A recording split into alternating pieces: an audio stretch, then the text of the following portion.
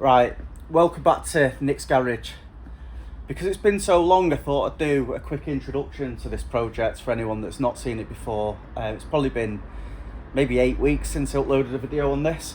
So essentially what it is, I've had a Mark IV Escort since I was 18, 19, quite a bit over 20 years ago, put it that way. I've always wanted it rear wheel drive, so what I decided to do is sit it on an mx5 floor pan.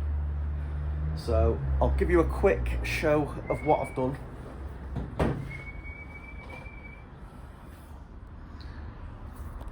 Sorry about that, kids. So far, obviously got the bonnet just sat in place. The A-pillars to the Mazda, the pieces are partially made and we've got it welded there. The Mazda's been extended by, I don't know if you can see there, 13.5 centimeters. Go back on previous videos, you'll see that. And then today, you see the end of tubbing this rear arch because I've got a wide body kit to go on it.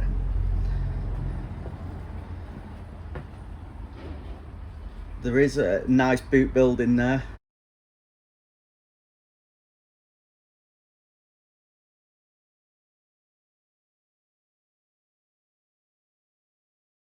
But I've got my new wings and stuff, so unfortunately you can't see them.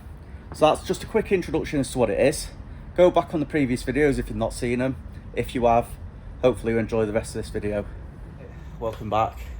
I'm pleased to say most of my stuff's done now. I've not quite finished the other garage, but I'm getting there. I'll give you a quick show around later on in the video, but back on the Escort. So where it's been left, which hopefully you can see, I've just got this little filler piece to do on the driver's side and dress up a few of the welds. Don't worry about the surface rust. I've got sandblasting to do on the whole thing, so I'll clean up as I go. But basically I'm going to template this now and we're going to butt weld all that in, same as we did this side. That side needs dressing back still, so hopefully I'll get that done in this video, get all this dressed back, all that welded up, and then I'm going to hopefully move on to the other side, because what I want to do is start getting rid of all the structural 1x1 that I put in to hold the car together, and then I can weld the inside, start getting it all tidied up. Alright, so the easiest thing that I seem to find for doing this is this masking paper. I'll just create a fold, so I've got one nice straight edge which can go against there.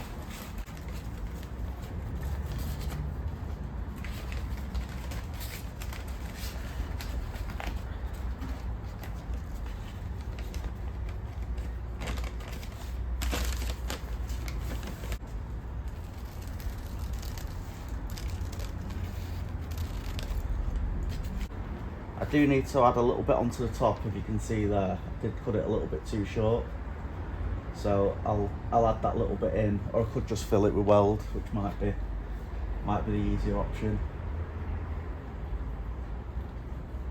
I could have done it without the bend, but it's formed a nice shape and obviously it adds quite a lot of rigidity, which is why I did that.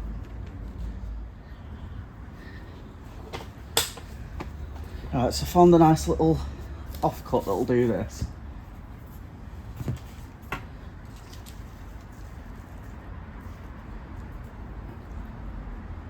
You see we're pretty much square and parallel. That's what I'll do.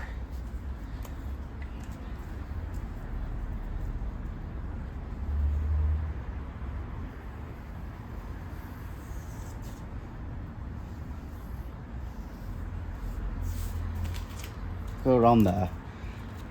I think I'll use the nibbler to do this piece. Right, so I'll use the little nibbler and hopefully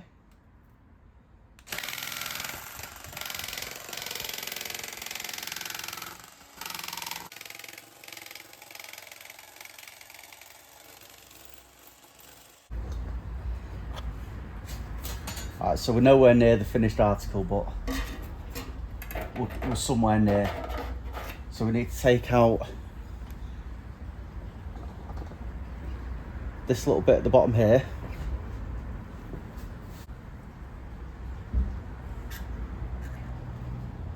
Just go a bit at a time.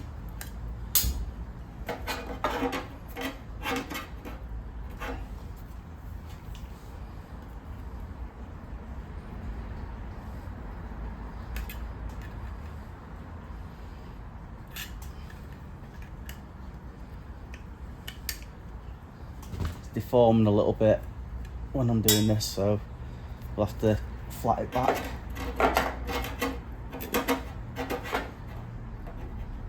Probably took a little bit too much there.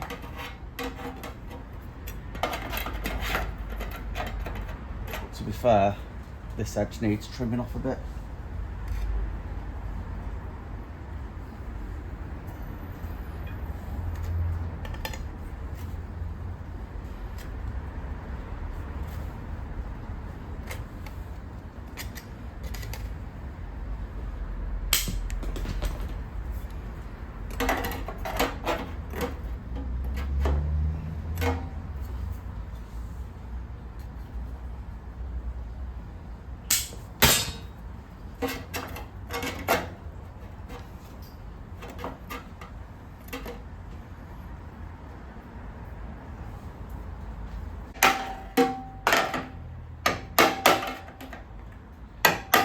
When I'm linishing it back,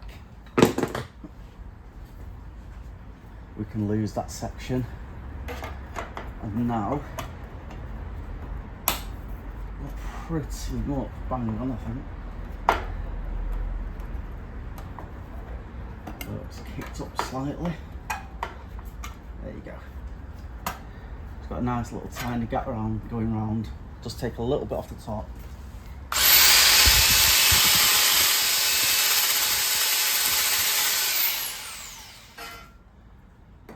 Like that.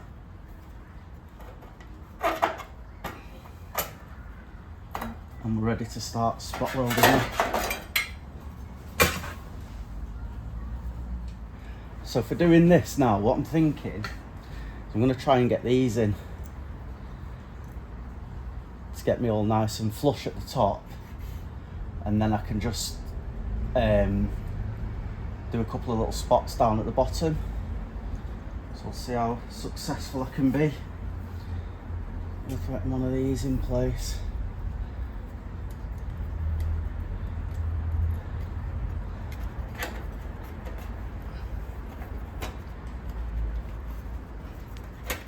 My success rate with positioning these is never fantastic on my own, so we'll see.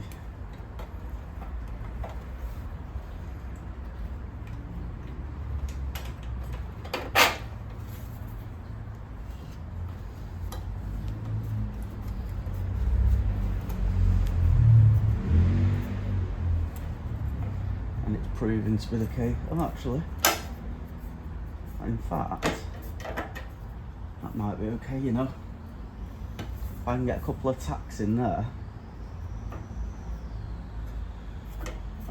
if I can tack it there and there, I think we'll be alright. And then I can work my way around.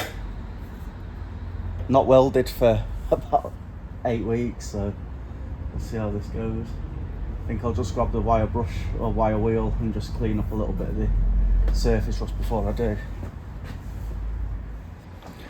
Alright, so for anybody new or hasn't seen, I use a relatively budget friendly blackline 250 amp MIG welder, and I've got it on a CO2 fire extinguisher. So I can't remember how much this costs. It was something 300-400 quid, something like that, but it works really well. Welds thick seal. So settings I'm going to use, the wire speed I'll normally do maybe between 4 and 5, and then probably about 4 on the 2 other dials on this particular one. See how that goes for the first couple of spots, and then we'll come back and have a look.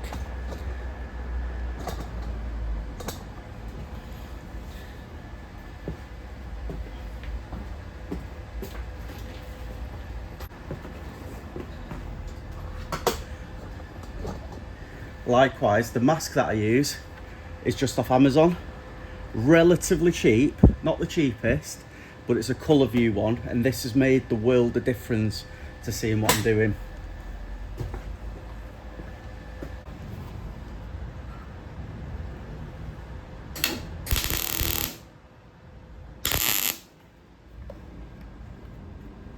So I need to turn that up a bit. So I'll put the wire speed to about 5. We'll go to about 5.5 on the other 2 settings. You could hear that wasn't quite right.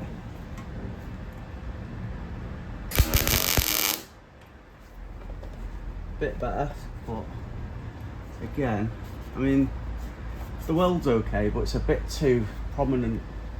So we'll just turn it up a little bit rather than turn the wire speed down.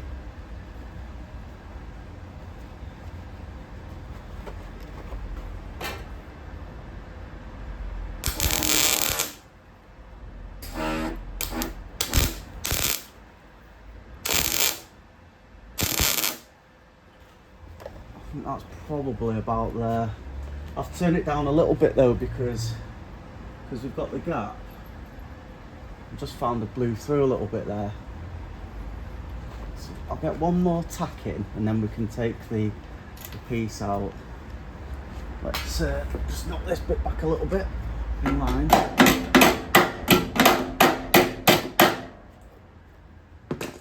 to be able to do that.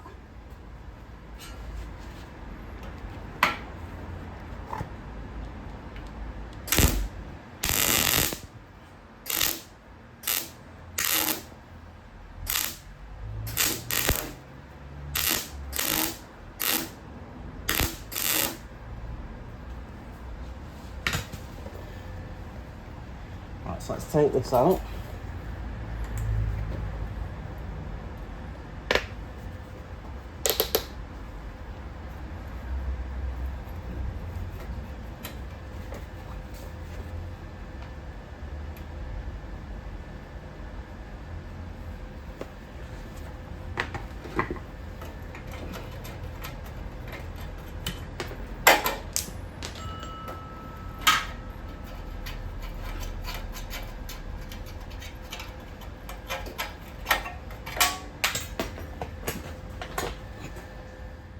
Alright, so as you can see, got a couple of tacks in. This just needs to push in just a touch there. So I'll get another couple of tacks round. Probably have to turn the welder down a bit. It's nice and flush, but probably want to turn it down a bit there to do that bit. And then start massaging it into position.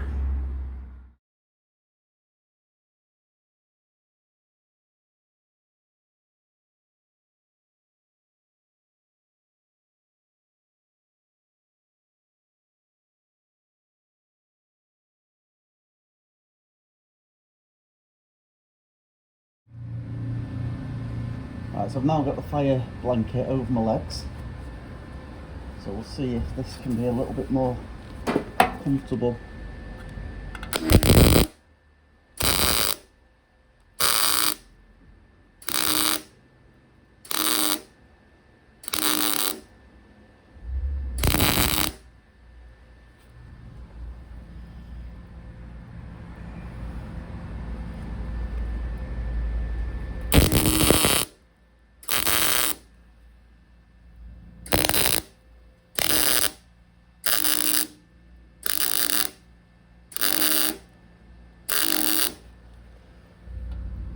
Turn the temperature down a little bit, but I think the wire speed's a little bit high because it's just getting a bit too thick of a bead.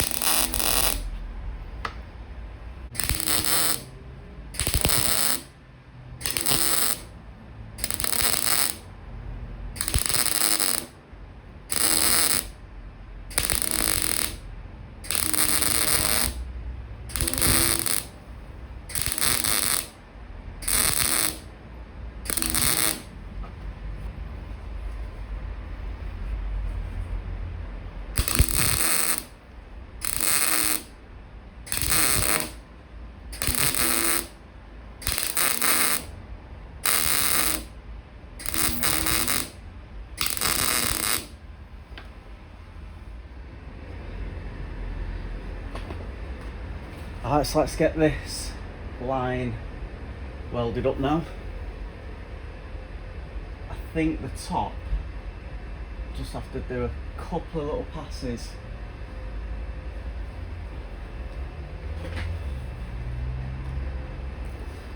But we'll see. I'll get my blanket back on. It's not perfect, but it's better than nothing.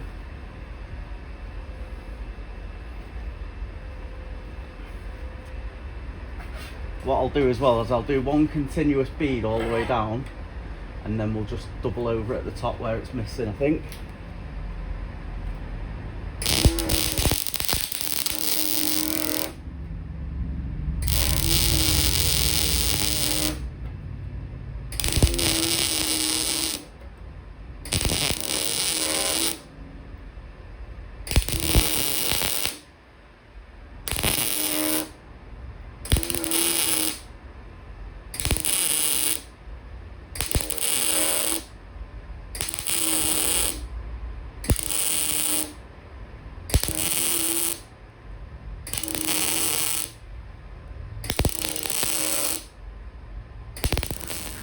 Right, so that's, zoom back out, that's that piece all nice and welded in.